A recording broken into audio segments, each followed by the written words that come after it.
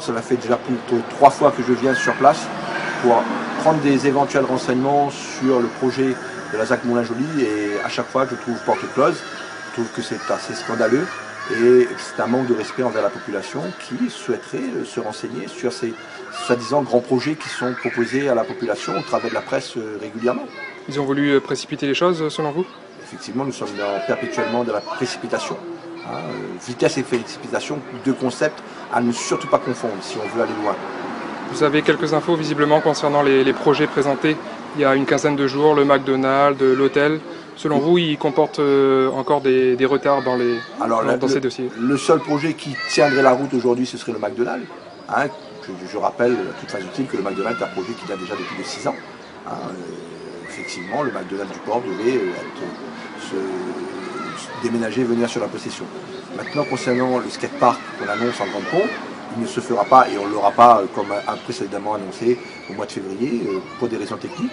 Quelles sont ces raisons techniques? On vient d'apprendre qu'il y a une grosse canalisation qui passerait sous la parcelle et qui empêcherait donc la réalisation immédiate du projet. Donc, de nouveau, des études, retard plus que conséquent. En fait, on est toujours, oui, effectivement, dans la précipitation. Idem pour la piscine. C'est de la désinformation. On annonce aujourd'hui qu'il y a un projet de piscine de 50 mètres dans le cadre des Jeux des îles de 2015. On sait très bien que le cadre des Jeux des îles de 2015 concernant la natation sera le chaudron. La piscine du chaudron a été choisie. Concernant la possession, ce sera le handball en phase préliminaire et le tennis. Concernant l'hôtel cette fois-ci, l'hôtel 3 étoiles? Alors l'hôtel, pareil, en mi-2013, il y a un appel d'offres lancé par la CEDRE pour la viabilisation des parcelles et début d'année 2014, retrait et annulation de cet appel d'offres dont l'intérêt général, c'est ce qui est dit. On voit bien qu'on avance, on recule, ça ne va pas. Il y a toujours de l'hésitation et ça nous interpelle et ça montre la fragilité du projet proposé en phase terminale de la ZAC Moulin-Joly.